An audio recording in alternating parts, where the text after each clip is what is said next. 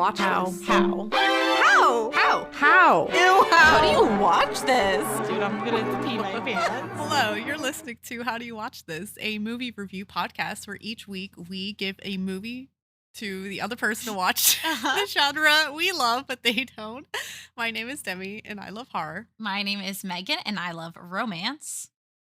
This week, I had Megan watch the movie The Others, Yes. starring Nicole Kidman. Yes. And this is my turn. It's my turn to pick the common thread, so it hasn't been selected yet. You will get a little hint of what it could be at the end of the episode. And I actually think it's going to be very obvious. So Okay. I think you're going to guess it at the end of the episode. But we'll see. Love these obvious threads. It makes Yes. you look smart. So. Yeah. So The Others is a 2001 drama horror. It was directed by Alejandro Amenabar. I think that's how you say his name. Not once have I Googled a pronunciation. Just kidding. I actually have Googled pronunciations, but that's not one of them. It's pretty close. Yeah. Amenabar. Amenabar. Oh. Yeah. It's PG-13 and 1 hour and 44 minutes. I don't know why I just decided to include that today. I was just going to So, say, oh. yeah, just fun fact. Letting y'all know. Yeah. Not rated R. Nope. It's only available to rent, so there was not on any streaming services. Okay. My snapshot. Our movie opens in Jersey in the Channel Islands in 1945. The main character, Grace, wakes up from a nightmare screaming. That day, 3 strangers show up to her front door, and she assumes they're responding to an advertisement for new servants. Their names are Bertha Mills, Edmund Tuttle, and Lydia. I don't think Lydia's given a last name. I don't think so. Okay. Lydia is mute, which is a minor subplot that doesn't really matter. And they explain it at the end, and it's like, oh, okay. Cool. I mean, Yeah, it is what it is. It just makes it a little more exciting. yeah. The reason that Grace needs new servants is because her old ones mysteriously disappeared a week ago. I think it was a week ago. Yeah. However, she soon realizes that her advertisement was actually never posted. Mrs. Mills assures her that they were merely showing up to the great house in hopes of finding a job. They actually used to work at the house before they were first forced off the island due to a tuberculosis outbreak. Grace decides to keep them on, in part because the house is a little strange and they know the ways of it.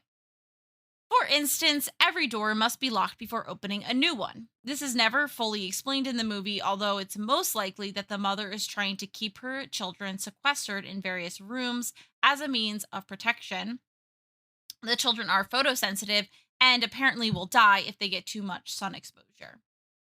In fact, the entire house no longer even runs on electricity. Apparently, the Nazis cut the electricity off of the house and they just learned how to live without it and decided, okay, this is how we live now, like the Amish. They rely solely on gas lamps. The door locking also works as a storytelling device for the ghostly presences that begin arising over the course of the movie. It provides an opportunity for the viewer to question reality and the otherworldly forces at work. On top of the children's condition, Grace's husband has been gone for over a year and a half. He left to fight in the war, but hasn't been heard from since. Seeing as it is 1945, it's quite obvious that the war is over and that Grace is refusing to come to terms with the fact that her husband died in battle. Grace's troubles don't end there because she also suffers from chronic migraine syndrome, where any incessant noise causes her incredible pain. The house, thus, does not have a telephone or a radio, which makes getting word about her possible husband's death nearly impossible. It also means that there is an expectation of silence in the house, which must be super fun for 2 children never allowed to see sunlight. The first thing the children, Anne and Nicholas, do upon waking is pray, which highlights the extreme religious undertones of the film. Grace instills in her children a fear of the 4 hells: hell where the damned go, purgatory, children's limbo, and the bosom of Abraham, which actually sounds like it's supposed to be heaven. So I don't know if I just misheard it or if they called heaven a hell circle or something. I don't know. You don't know either. Cool. Girl, you're the Yeah. Catholic one. All right. Well, we didn't have 4 hells when I went to Catholic school. So they got rid of purgatory. I was actually going to ask you about, like, the whole religious Yeah, undertones and I never heard of children's limbo. Purgatory had yeah. been gotten rid of years before I went to school. By the Okay. time I went to Catholic school, it was like, okay, you have hell and you have heaven. And that's, Okay. Keeping it simple. yeah, exactly. Black and white. So she tells them that liars go to children's limbo, which is at the center of the earth and incredibly hot. Like so awful to tell your Right, kids. right. She's basically like, yeah, if you ever lie, that's where you're gonna go, which is super cool and dark and and very fun for a child to hear. It definitely brought back some of the old Catholic vibes, but also my Catholic church was not quite so doom and gloom as that. Yeah, At least not everyone in the church was.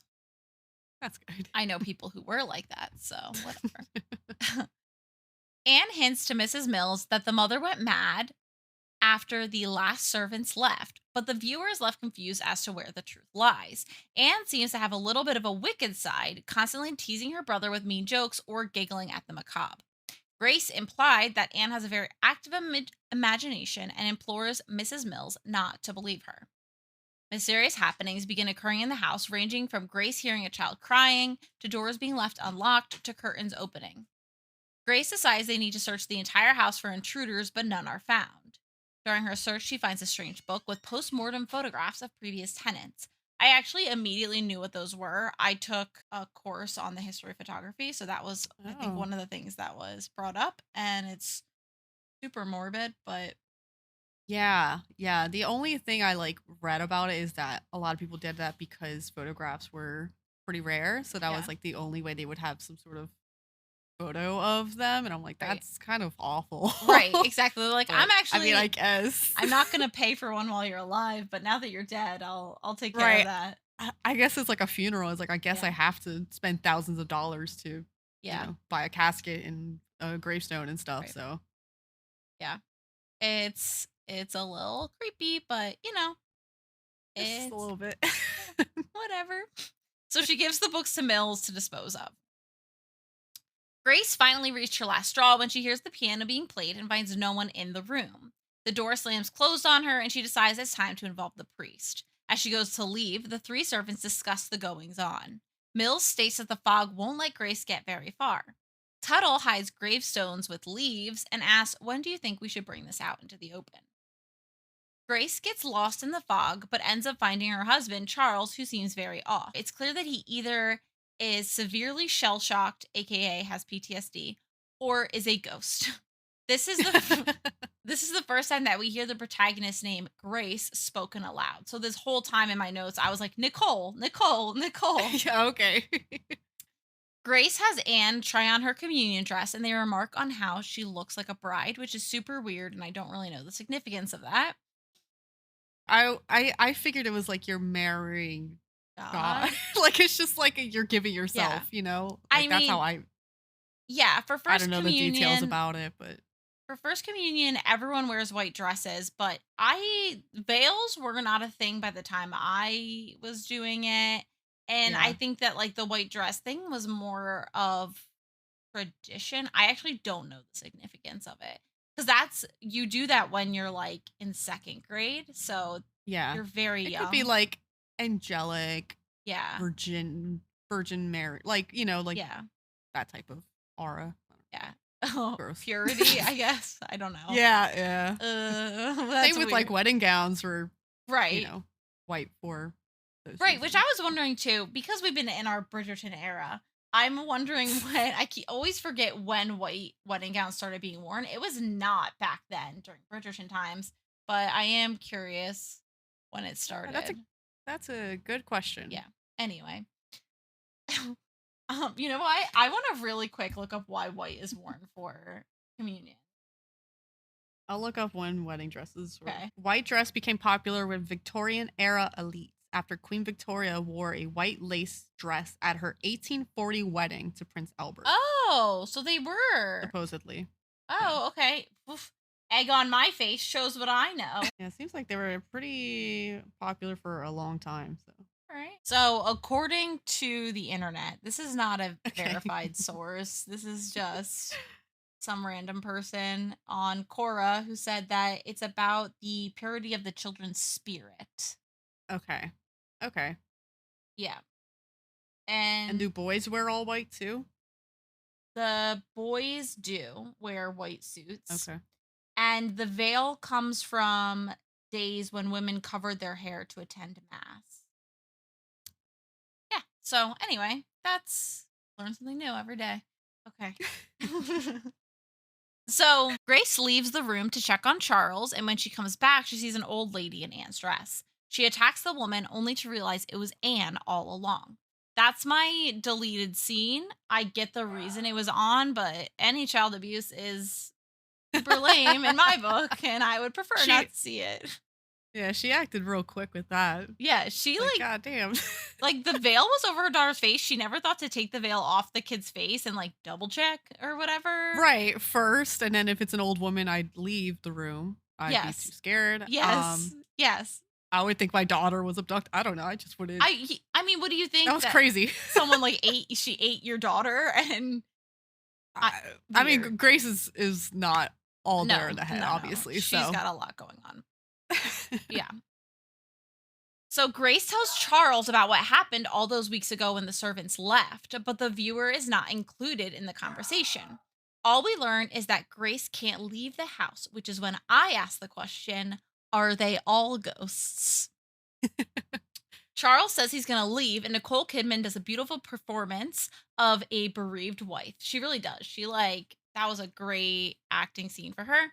They have yeah, sex, and then he's gone. Classic. one last, Right. One last time before one he last goes. time. Suddenly, the kids are screaming because the curtains are gone. Grace blocks the windows off with a blackboard and kicks the servants out of the house. That night, the children decide to sneak off in search of their father. While in the garden, they find gravestones, and I was convinced that the 3 gravestones were going to be for the 2 kids and Grace, Right. but it was for the servants. At the same time, Grace finds a postmortem photograph of the servants underneath of the bed of either Mrs. Mills or Lydia. Grace gets the kids to go inside and locks the ghosts out. Apparently, tuberculosis killed them 50 years ago. The kids hide in a closet, and Anne repeats the lines her mother spoke earlier in the movie, stop breathing.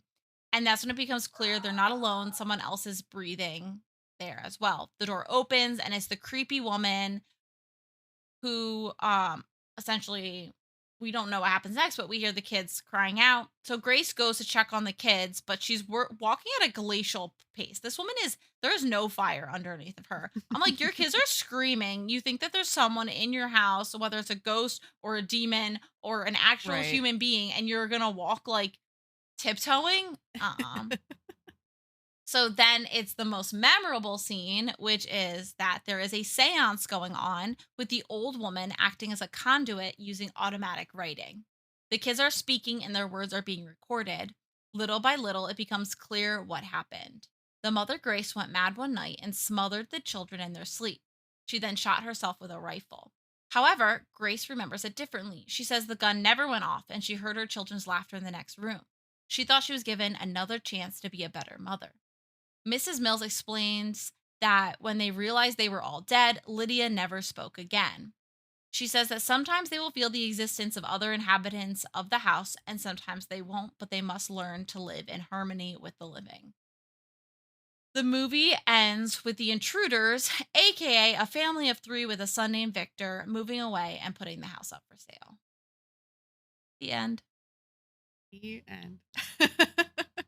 I was on the edge of my seat the whole time. I kept trying to guess what was going on.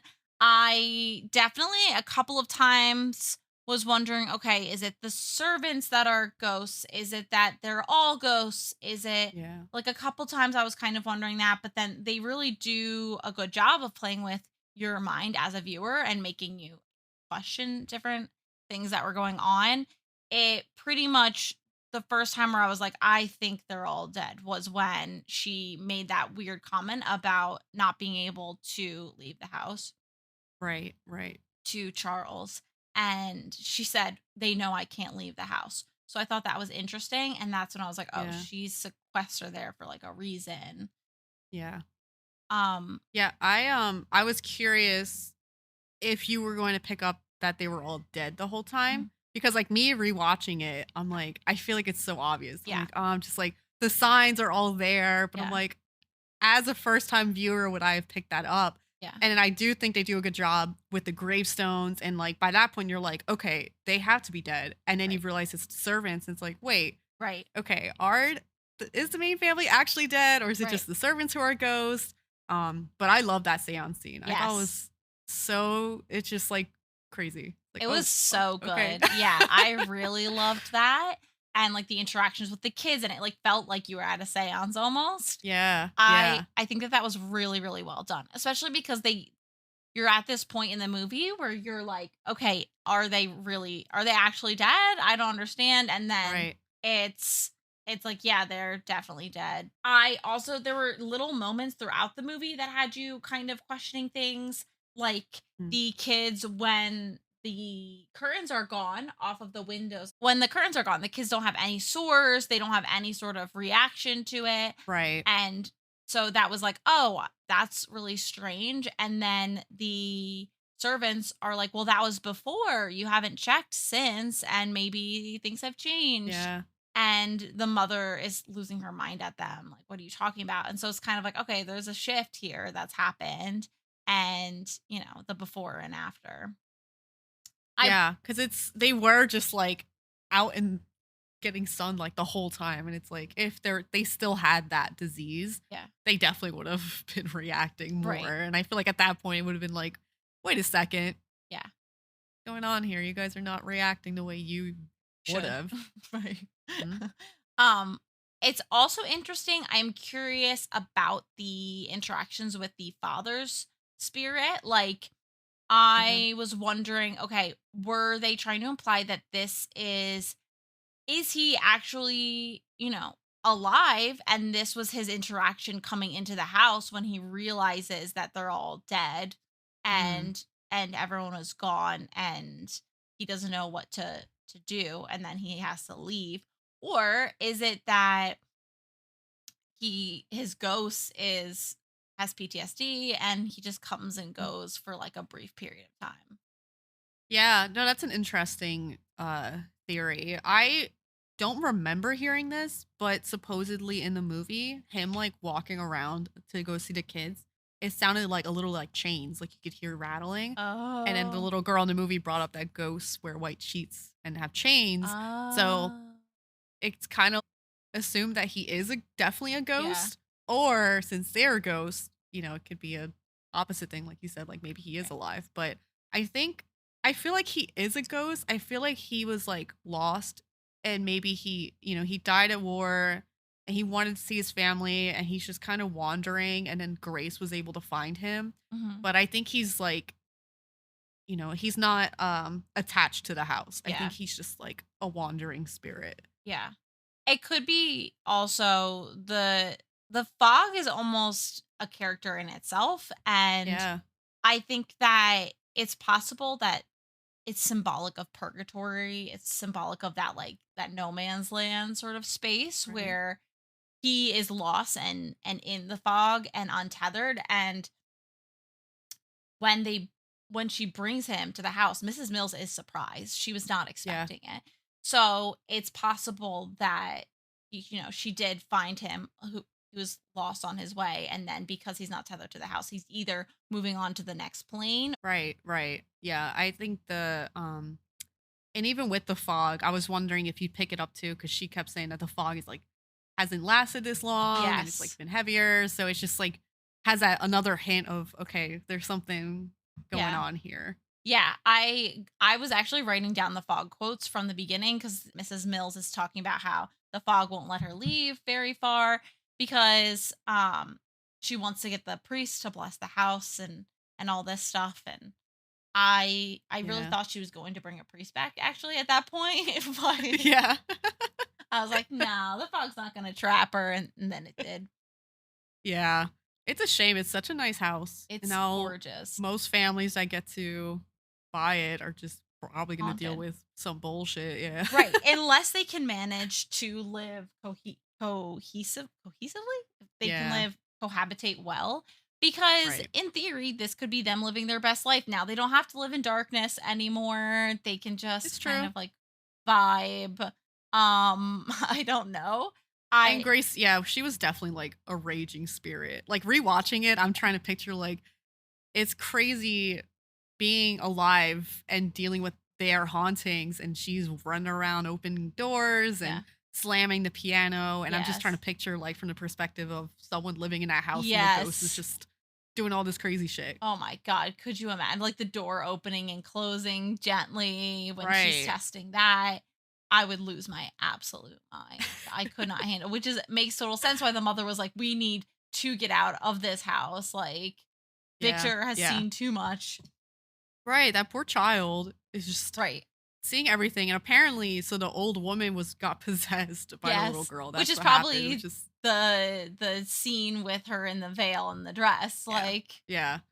So that was probably traumatizing. yeah. Yeah. It's a lot of negative energy. Yeah. But now that they've accepted what's happened, yeah, I could see them just kind of co living with other Right. people. I mean, it also involves growth on the part of Grace's character because, like, let's not skirt past this. She killed her kids. That's Yeah. pretty messed up. I was not thrilled to learn that. I think she snapped. There is a quote at the beginning where she says that it can be unbearable at times to live in complete darkness. And I think that, first of all, I feel like it would be unbearable to live in complete darkness. I can't imagine never seeing the sun. I would not be able to handle it. I'm like a sunflower. I need to get those rays on Yeah. me. And so living her entire life like that, especially having chronic migraine syndrome where she every noise is causing her to be in severe pain. That would be horrible. Her husband is gone away at war. Her kids are like, they're a little strange because of the circumstances that are surrounding Yeah. her, Right. Right. obviously. And so I think she snapped, and I don't agree with it. I don't think that everyone would No. have that happen to them, and I think that she has a lot of growth necessary in order for her to find peace in the afterlife because, Yes. bro. Because yeah, on one angle, her religion, right? So Yeah. she fully believed in heaven and all this stuff, and now she's just in this like limbo state. Mhm. So that's already changed everything she knows about death and religion. And then the other thing is, like you said, I think she's just a very complex character. Like Yeah. you kind of feel bad, she really was alone and had no sunlight, and then her husband left. And then the servants leaving just really triggered that Yeah. state.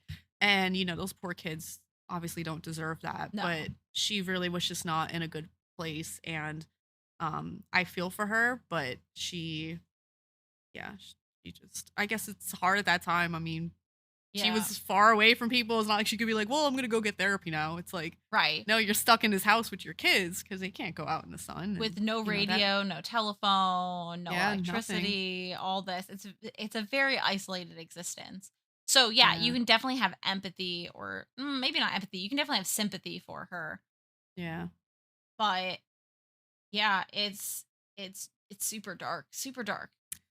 yeah. So Nicole Kidman originally was not a fan of doing this role because she just came from doing Moulin Rouge, Mhm. and she thought this role was just like super dark, and she ended up having like nightmares about Oh like my playing god. this role. But the director and everyone like really wanted her, and she did a great job in this role. But yeah, it's definitely a dark place to be in to Yeah. play a character like that. So I could not. That, I mean, it's giving oh, well, what's his name? Heath Ledger in Batman, like, oh, you, right, plaguing you with this, like, you're playing a character that is a villain. yeah, They did bad things, yeah, and and her character, the villainous acts are very, I feel like, very real. Like, it's just very tangible. It's not like, oh, this is a yeah. fictional situation, because it is a fictional situation, but you could see how that could happen in, Oh yeah, people snap all the yeah, time. I mean, how many times do you hear poor horror kids stories. Yeah. getting killed, Oh and it's god. horrible, but Yeah. I mean, it It's a happens. it's a reality of life, which is unfortunate. Like Batman, at least you can be like, well, there's no superhero, there's no Right. actual Yeah. Batman. But Yeah, and I'm curious, like, back in like this time, how many women just suffered with loneliness and depression like that? right, there wasn't a lot of help. And when there was help, you were sent away. And, Yeah. Or the war, burned at the stake. yeah. And the war had been going on. They were occupied by the Nazis, Yeah. and you don't feel safe at any point in your home on your land. So yeah, it's not good circumstances. I couldn't imagine. No, you have to be in a pretty dark place. Yeah, I think it's one of those things that I'll just never fully be able to understand, because with any of these stories or um real and imagined scenarios about people who commit these violent crimes, you're like, you don't really know what it's like to be in that mindset, because you'll Right. you'll never experience that as someone who is not super unwell, I guess. Don't know. Yeah, I don't want to say it's like people that maybe weren't ready to be parents or just kind of didn't want to be parents that would do that. I don't know. Where you're in Yeah. that mindset where you're like, you have your own life and then you like become a parent, but like somewhere deep down, you didn't want to really be a parent. Well, And I could then, see that with people like Casey Anthony, right? Like someone like her, I don't yeah, well, believe she definitely didn't want to out be of a her parent. mind. Yeah, Yeah. exactly. Like someone like her, I could see her not Right. wanting to be a parent. This fictional character, I could Yeah. see she seemed like she enjoyed being a mom. She seemed like she had affection for her children. But she was a strict mother, and she, Yeah. was very hard on them. And you could see that very 1940s kind of do as I say, Right. hyper religious fear mongering going on, which is not healthy for children. Yeah. She could have had a lot of reliance on her husband too, Yeah. and then him going away. And then having a nanny to help out with the kids so that she could go into a different room and get sunlight, or Yeah. whatever it is. I want to be in that situation, even though it's a beautiful house. Would I want to be in that situation? No. If my kids were photosensitive, would that be really hard for me to work with? Yes. Yeah. Yeah. That's the disease that they had, which is like a weird name. It's very, very rare. Yeah. I think one of those house flipper shows did an episode where someone was photosensitive, and they Really created like a little interesting. tunnel going into the house so they could get from the car to the house. Oh, interesting. I think this That's could be nice. totally imagined. Could be a fully fictional scenario.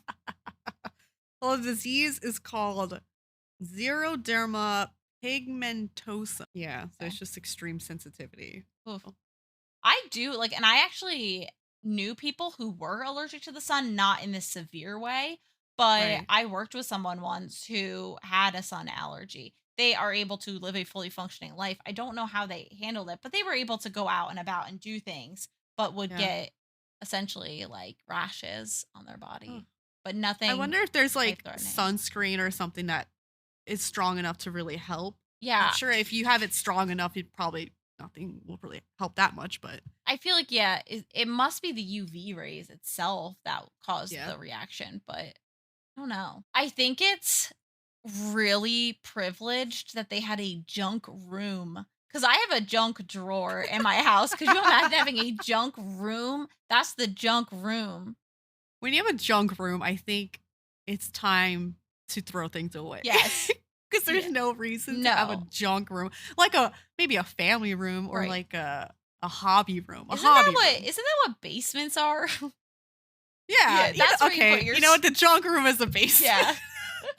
This is before base. Yeah, I guess no that junk room basements is the existed. basement. Yeah. So we're not better than I them. guess not. I really was like, wow, that's bougie. Can't Okay. imagine having a space of just Just junk. junk. Meanwhile, go in my basement and see the graveyard of boxes down there. Oh my god. Yeah. I don't like going down there because it scares me. I don't like basements in general. You can't stand up fully in it. And I guess you can, but you have to duck for pipes. I've hit my Yeah. head too much, and it's dank. There's so many cave crickets, which are the worst creatures ever known to man. I had a bug. The other day I woke up, I come down the steps, and there's a giant bug dead on the ground. And I was like, okay, so the cats are doing their jobs, right? Mhm. So I'm too scared to pick it up. So I put a piece of paper towel on top of it for Brett to pick it up later. I go walk Diego, I come in, No. and the bug is moved. But I No. thought maybe it was a second bug. Oh my And God. I was too scared to lift the paper, you know? But no, it was the same bug, and one of the cats fucking moved it and played with it while I What wasn't gone for the a walk. brat. Oh my God. Disgusting. Horrible. Yeah. Well, at least it was dead. There's been times where Hulk would have like Oh, oh, a moving bug in his mouth and no. awful. That's Actually awful. Copper. She will catch bees and treat them like her little Oh, playthings. And I'm like, the other day I rescued one and I was like, I grabbed it and I oh my ran to the fence and I was God. like, fly, fly away. Leave and never return. I just Tell like your could hear friends. the buzzing. Oh, It's awful. no. She's I she's feel bad. I know, and she just thinks it's like a fun little toy. And I'm like, dude, these are for our environment. They are good. Such a brat, dude. Oh, really, That girl honestly. will just eat anything. Oh, 100%. 100%. The two of them. Ruby managed to sneak her way into my garden and was eating compost the other day. I'm like, bro, that's just straight Isn't up that garbage. like expensive dirt that you pay for? It was compost that I created because I'm Oh, because you're very your little crunchy. machine. Yeah, my Yeah. little machine. Yeah, my compost roller. Yep. My machine. It's just like a barrel that you spin. That's so cute of you. Thank you. My mom's gonna hear this episode and be like, "Oh my god, I should look into that." Oh, well, you tell Martha if she wants to talk. She made butter the other day. Oh, what? Homemade butter, yeah. That's pretty yeah. cool. I accidentally looked made good. butter once. By if you like It's pretty easy to Yeah. make it, so because I think I was making whipped cream and I just whipped it too much and it turned into butter. It was sweet. It was not good. anyway, enough about the butter. Right, yeah. I'm like, how did that even start? No idea. Okay. No idea. So as if you know how like when you're around children and you're like hypersensitive to curse words and things like that. That was Uh-huh. me watching the credits when Harvey Weinstein's name came up and I was like, Oh. "Oh god." I know, dude. When I saw that, I'm like, "Oh, should I cancel this?" I movie?" know. I'm like, I'm sure that he has had a hand in like a lot of the movies that we have Oh, yeah. watched, but at the same time, it's almost like a jump scare. I was like, "Oh god." It really is. Like this is a horror movie. Like, I totally forgot. Yeah. There's a quote that I love that she said, which is if you see a ghost, say hello and continue studying, which is fantastic. And also not at all what she does. No. Well, she was thinking it were like just invaders for a Right. while. Right. She thought that there were just people living in their house and you could hear voices talking at certain points, which was Yeah. interesting. And I would be interested to watch the whole movie back again and kind of see if I Yeah. can place it and understand a little bit more now. Right. I just like that situation is so terrifying. Yeah. Where you're just experiencing whether you don't know if there's like people in the house or if it's like a really bad haunting. Right. Like you can't leave. You can't leave your kids. Right. I Horrible. couldn't handle that at all. No. I don't know what I would have done. I probably would have been as crazy as Grace. Yeah, so I I'm mean, if shit talking her yet. right, exactly. If I was alone, I was the only reasonable adult and there were two children and I'm being like what seems to be haunted hardcore and then some of the haunting is happening by the servants. Yeah, that'd be terrifying. However, I also made a note that she locked the servants out. I get that she's afraid of them. But at the same time, ghost servants are probably the best servants to have. They want to be there for some reason. If I was a ghost, I would not be choosing to work the rest of my life. But they want No. to work apparently. All right, fine. So you have servants who are ghosts. They're apparently never going to sleep, I guess. I don't know. Maybe You they don't sleep. have to pay Right. them. You don't have to pay them. They they just like do their stuff. You don't have to feed them either. I mean, I don't know. Yeah. They made food during. I don't really get that whole thing. I think there's only one scene where you see someone actually like eat. Oh, they're just kind of like playing with the food. Yeah. Yeah. Interesting. I think they were gonna like remove anyone from like actually eating. Hmm. But I think the little girl at one point like drinks her soup or something. Okay. They did like they showed her with bitten toast. They showed the bowls of soup. They Yeah. showed the peas and steak. But I don't Yeah. know that. Yeah, I don't know that I saw them eating it. I did see Grace kind of like moving things around on her plate. So that's Right. interesting. But yeah, so in my mind, I was like, I don't know. I'd be like, especially when there's invaders in the house, I would have been like, come on in, you guys, help me out here. Like, Right. I need backup. Yeah.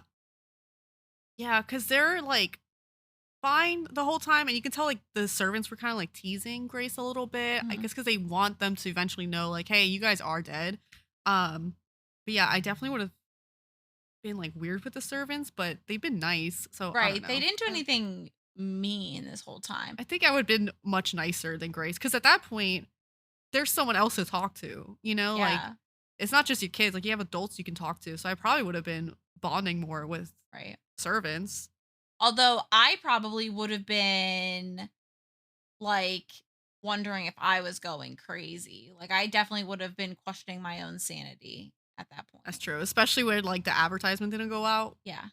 A little, a little creepy. Yeah, that was super I would have been very uncomfortable with that. I would have been like, Yeah, "Yeah, you're leaving and I'm going to put this advertisement out." But she was desperate, obviously. right. I still don't I still wouldn't do it. I'm too much of a scaredy cat. I just No, I don't blame you because they could be killers. You know how right. many people back in the day were just like, oh, Yeah, they got I'm away here to with it. clean your house. Yeah, and just Murderers. I mean, you watch Barbarian and that man just Right.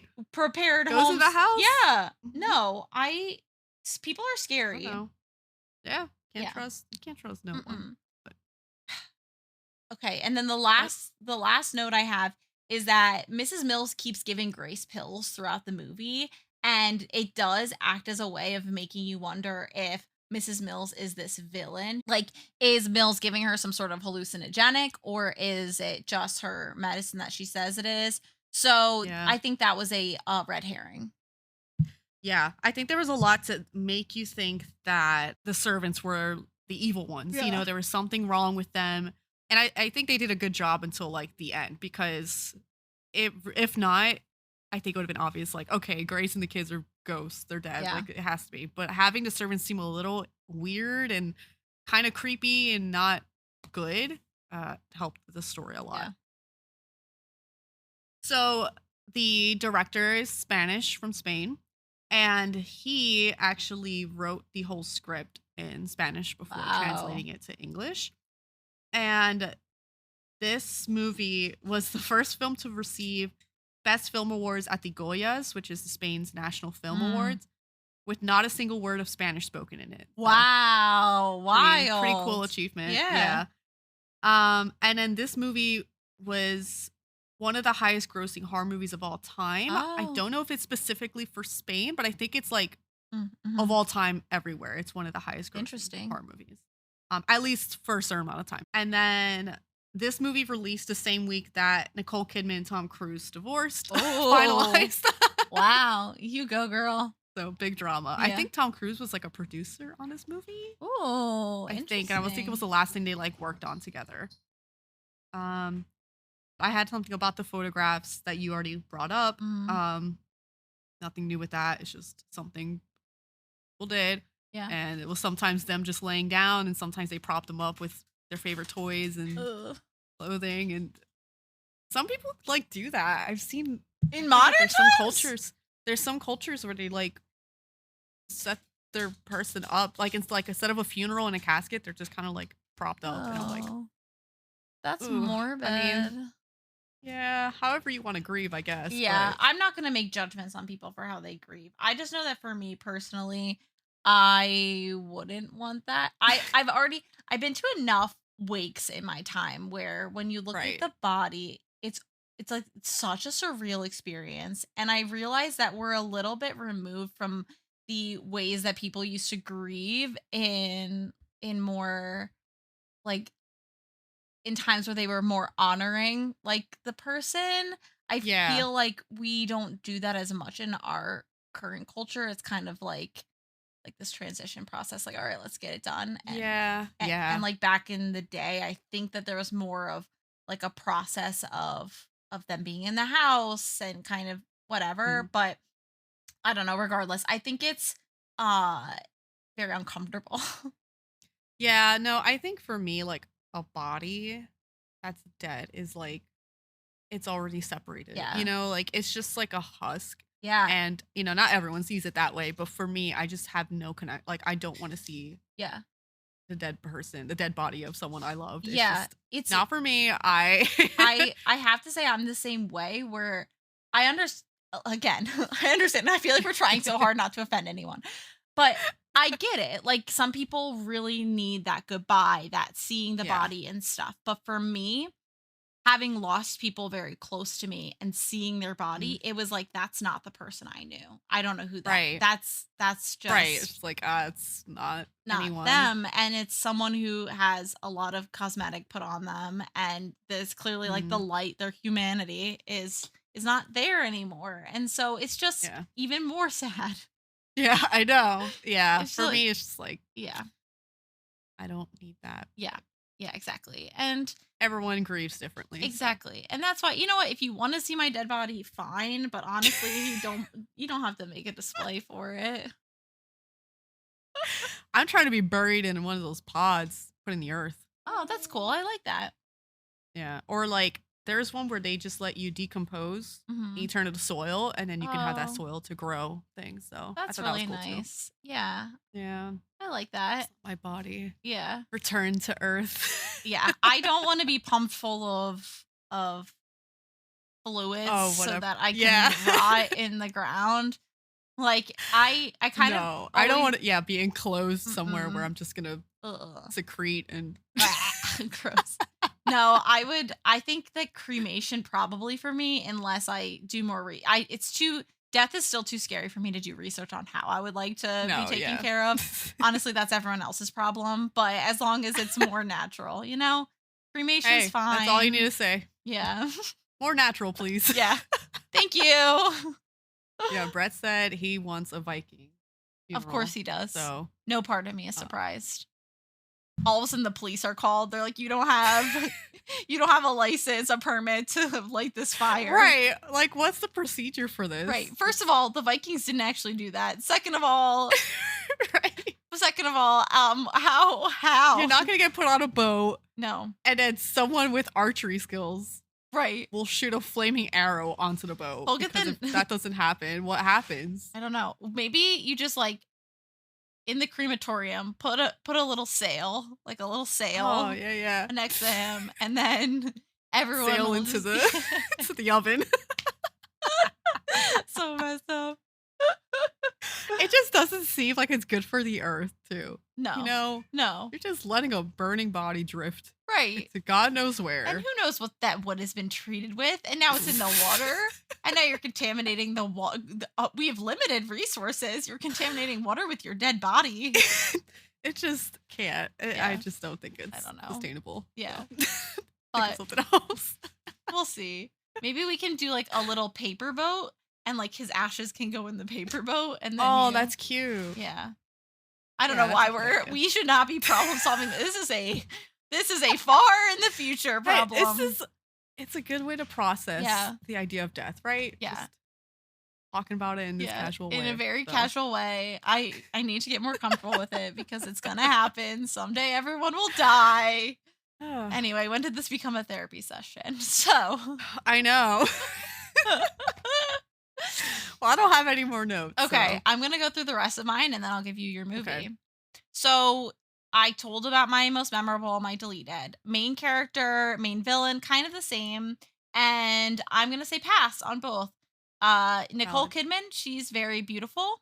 However, she in this movie killed her children, and I'll never move past that. So Red flag. red flag alert. Even if she only hit her kid, even if it was just like, oh, you hit your kid, still would be a pass. But then you murdered your kid, so it's like a infinite Yeah. pass. Yeah. It's pretty Sorry, wild. girl. Her husband still was like, Right. I guess. He was One not more in his hit mind. before I Right. go. Yeah. He clearly was not in his right mind. I said if I would survive, this is another one of those 1 or 10 situations. If I'm already dead, then no, I wouldn't survive because Right. I was dead. However, if I was the person who lived in that house, I would survive because first of all, the ghosts don't murder anybody, and second of all, I would have moved away. I could not live Yeah. in a haunted house like that with No. um Especially angry like who spirits. knows how many times they've had that woman, the old woman, kind of connect with them, and I feel like it's been bad every time. So Yeah. I definitely, from the first one occurrence, I would have been like, no, there's no way Yeah. we're staying in this Yeah. house. Exactly.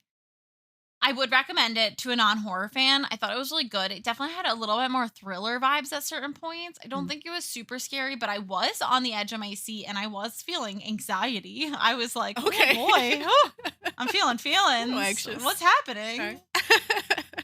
And I rated it a 4.25.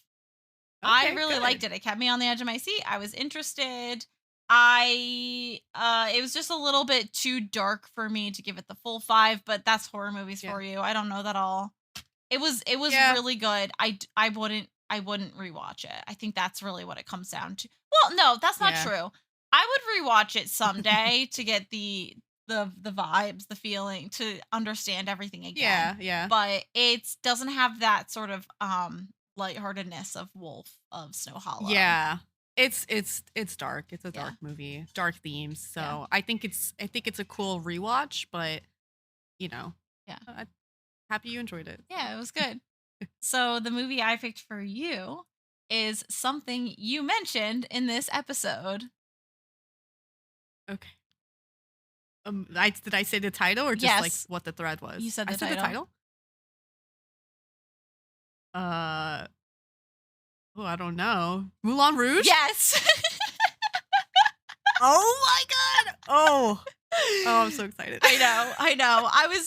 I was like, okay, I have to be a big girl and watch this movie again because it's a good movie. It's such a good movie, but it's gonna pack a punch. Yeah. So The last time I watched, I stopped it. you before I did. got sad. Oh, that was a smart idea. Sorry. Yeah. Sorry. All right. Yeah. It's fine. Yep. So Moulin Rouge is about an English poet who comes to Paris and it's like after the Bohemian Revolution, and he falls in love with this woman named Satine who works at the Moulin Rouge, which is a nightclub. And there is a love triangle between him, her, and the Duke, who is the patron of the club. But darker and more nefarious things are afoot that may come between the lovebirds. I watched it in college. My college roommate told me I had to watch it with her. And then, like a jerk, I scrolled on Pinterest the whole time, which, like, I know. I have regrets. And then at the end I was like, "What?" And she was like, "Yeah, you should have paid attention the whole time." And honestly, Oh my god. if I was her, I would have been really mad at me. no. So Ruby. Yeah, I remember the first time I watched it, but it was one of those movies that my cousin Samantha recommended, and for some reason, every movie she recommended ended in the most heartbreaking way. Oh my god. And yeah, she was the one that had me watch A Walk to Remember, and then she had me watch this. And Moulin Rouge, I'm thinking like, oh, fun, Right. fun times. That's what I thought too. That's what I thought too. A casual watch, a nice fun musical. Nope, it It's broke gonna- me. yeah. I'm like, oh, no more recommendations from Yeah. Sam. Yeah. Watch at your own risk, everybody. Yes. So, cool. Yep. That is exciting. Yeah. Anyway, you guys can follow us on socials, Instagram, TikTok, email us. Yep. All the above. That's all. All right. Bye.